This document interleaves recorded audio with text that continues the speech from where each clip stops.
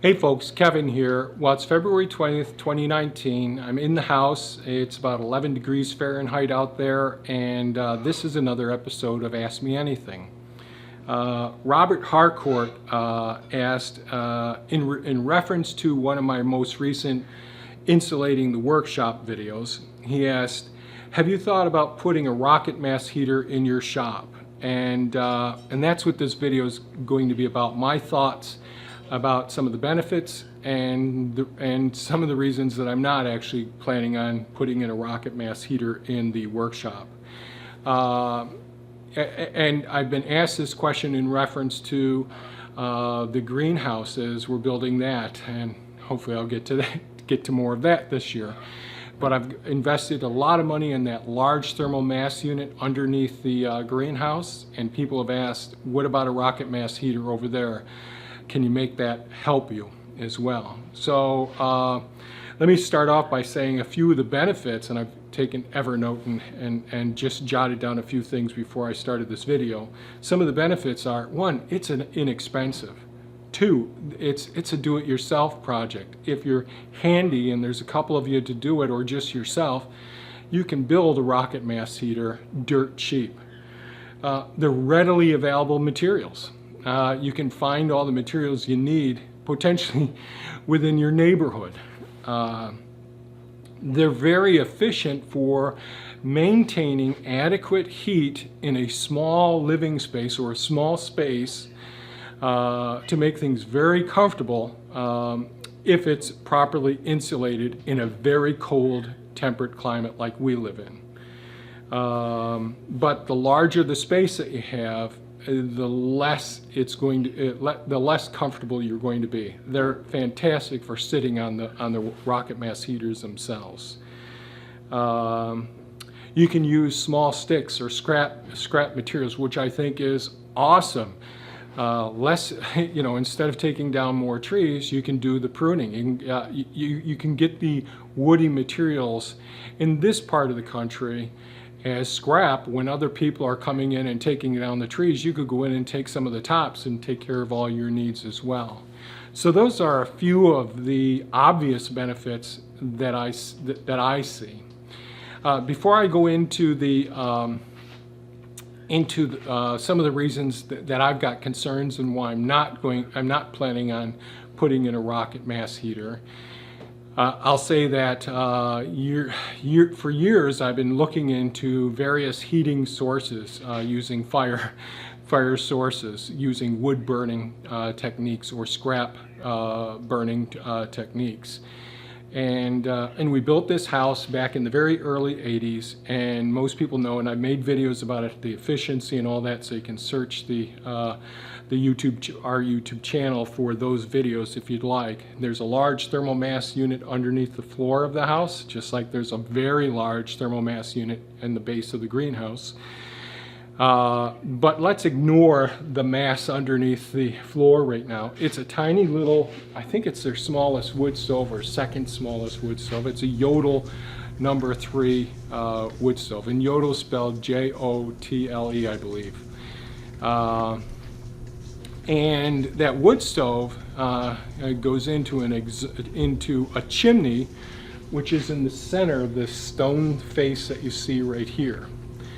And there's actually 3 chimneys there, and it exhausts up through the central chimney there. There's 2 other chimneys that don't go through the roof, that go to the 3rd floor, and they take the heat as it rises and bring it down to the large thermal mass unit under the floor.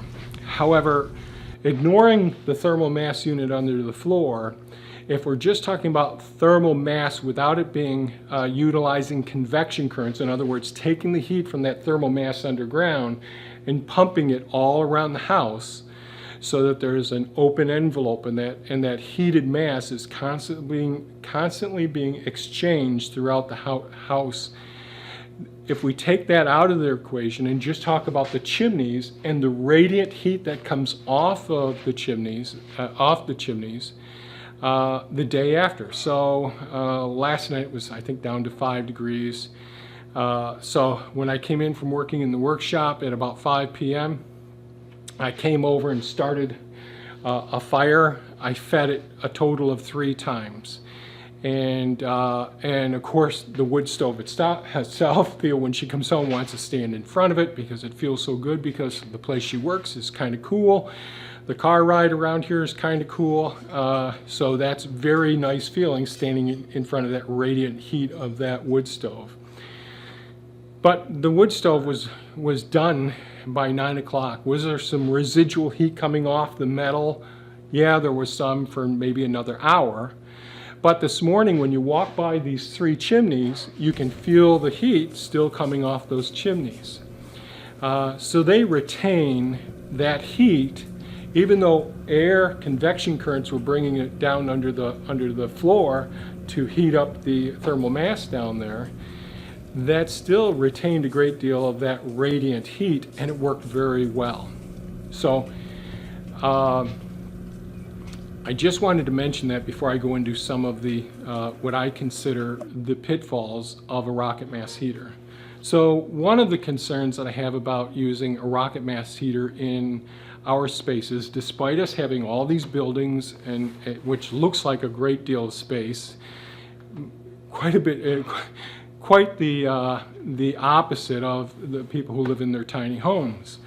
One of the problems I have with a thermal mass unit is the large footprint, the amount of square feet that it actually takes, relative to the amount of radiant heat that will warm a space and the distance of it over time. Now with a rocket mass heater, let's say you have it around a little corner section coming off, you have the rocket mass heater itself, and then you have the thermal mass unit where the ductwork goes through before the exhaust leaves the house. That heats up that thermal mass unit. Well, that thermal mass unit isn't portable, it occupies that space. And I consider a rocket mass heater as an element. And in permaculture, we're always thinking about every element should have multiple functions. And it does have a couple of functions. It helps to heat the people there. It heats the bench that's there. You can cook off the top of it. If you design it, you may be able to heat hot water. Whole variety of things that you can do with it, but that space is occupied permanently by that system. And you have to be mindful, especially where the barrel is, of what's next to that, what's combustible as well. So limited use of that footprint there. Where this unit here, it's vertical. It takes up more space it takes up less space than a rocket mass heater does, a typical rocket mass heater. But there's more thermal mass because this is 26 foot tall, 4.5 foot wide by just over 2 feet, 2.5 feet deep, I think. So that gives you an idea of, here I've got more thermal mass available to maintain heat and radiate out. However, it isn't taking up the same amount of square footage because it's vertical as opposed to being horizontal.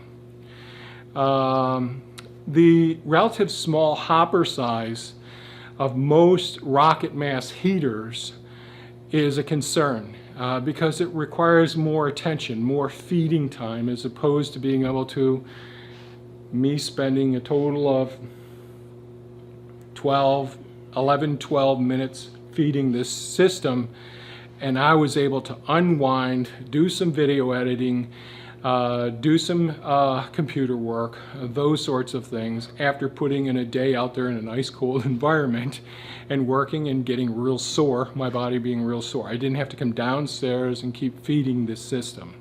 So the small hopper is a concern for our application. Now this is should all be taken as context relative. So the context of our workshop and greenhouse, that's what I'm taking into my time and space are very, very important to me. The time required to tweak the systems as well. I have built 2 small rocket mass heating systems. One I've gone ahead and boiled down our sap, our maple sap for maple syrup, and in that system and used a preheating station with the thermal mass as well. And that worked really well. But based on my limited experiences with two small systems, I see that I would have to probably design and redesign probably several times before I would have the what I would call the permanent system, because I don't want to be redoing things over and over again in the future. I have enough things that I have to maintain in my life, and time is precious to me. Let's see. Liability and safety issues. When we built this house back in the very early 80s, we had a hard time even getting insurance on the house. We couldn't get insurance because it's a passive solar home. And nowadays, yes, that's an acceptable thing, but this was right after the big oil embargo, 73. We had the alternate day license plate here where you could get fuel. Lots of things with OPEC and all. Everything at that time was really oil, coal dependent, and some gas, but not nearly to the extent that gas is taken off here.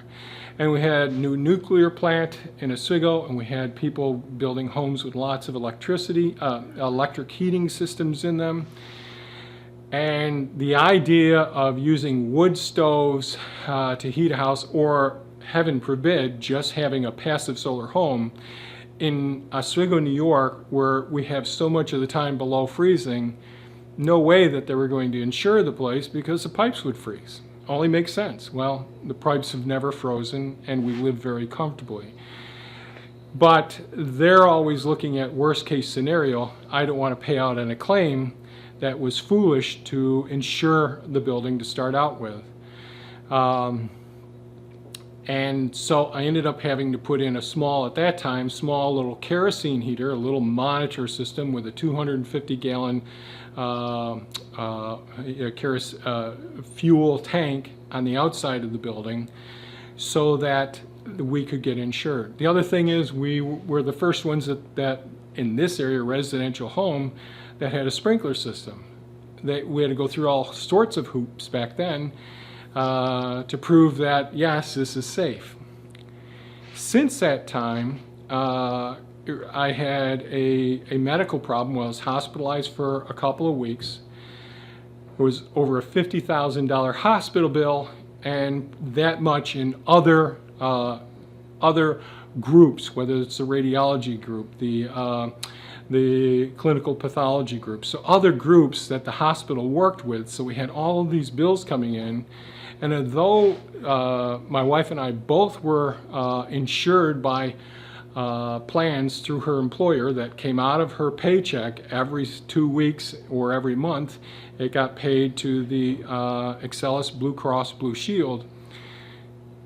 Somewhere along the line, although all the paperwork was filled out by my wife, and the person who comes to the practice and says, oh, these are the plans that are available, that's what they cost, pick your plan, we'll take the money out. Well, something went wrong with the transition from that point on. Some person didn't fill in a field correctly in the application, and though for several months the money was coming out, when we left the hospital, they said, well, it's time to settle up. You don't have any insurance.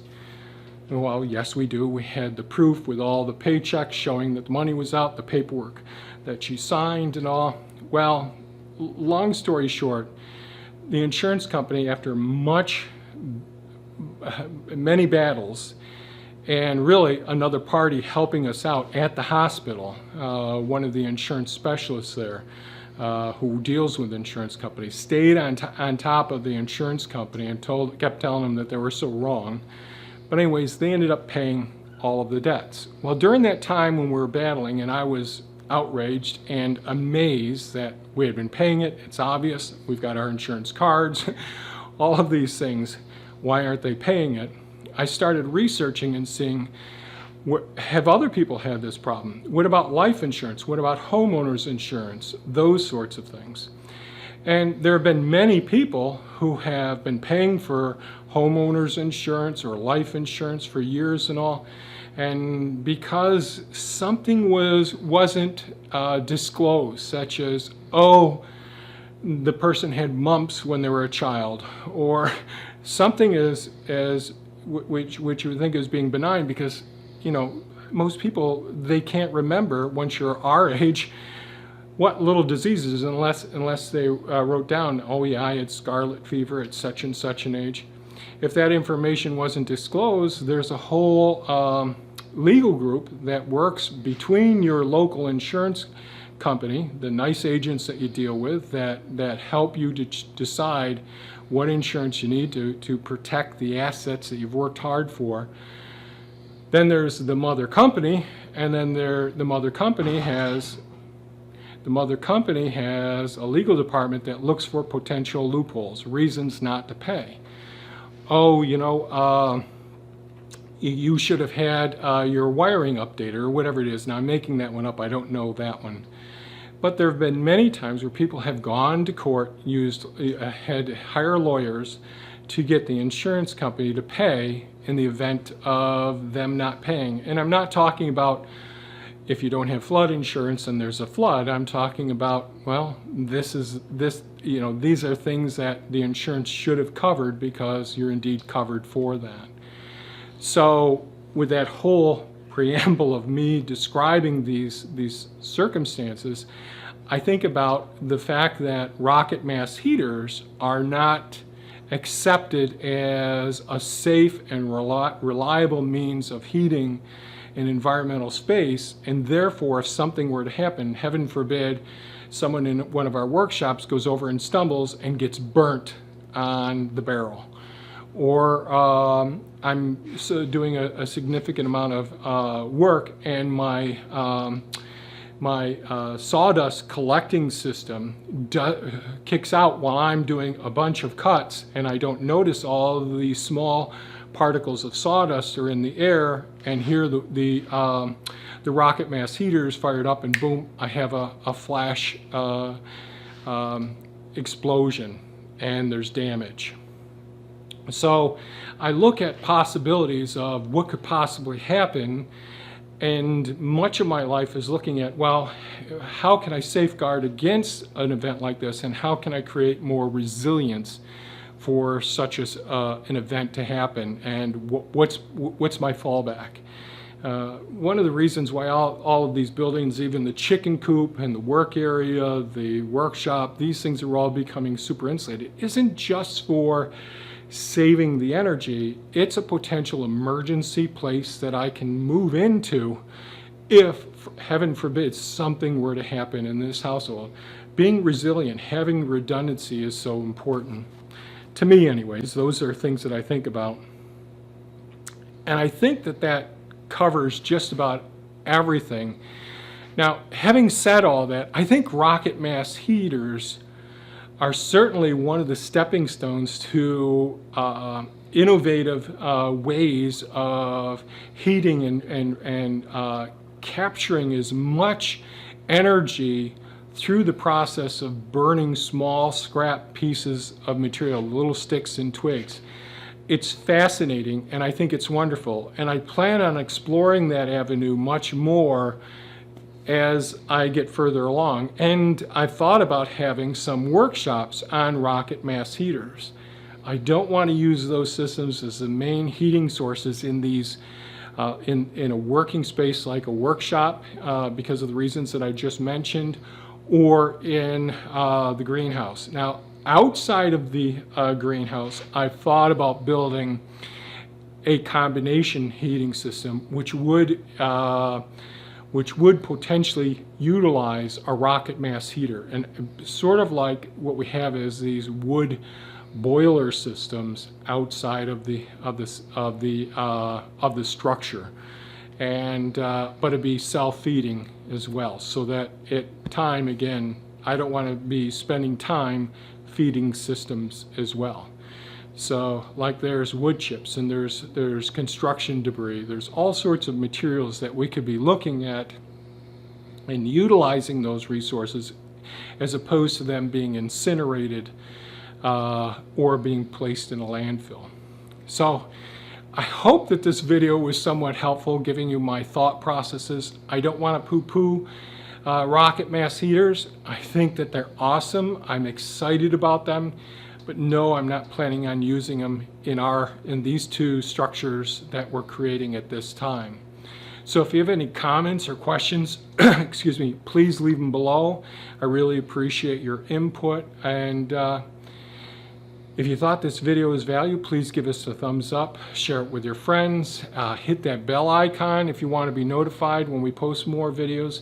If you got suggestions for videos as you start to explore some of these other things that I do around here, I'll be happy to try and capture them as I'm involved in these activities. My life is sort of always on the go doing these things. So thanks so much for watching, folks. I really appreciate your input, and have a great day. Bye-bye now.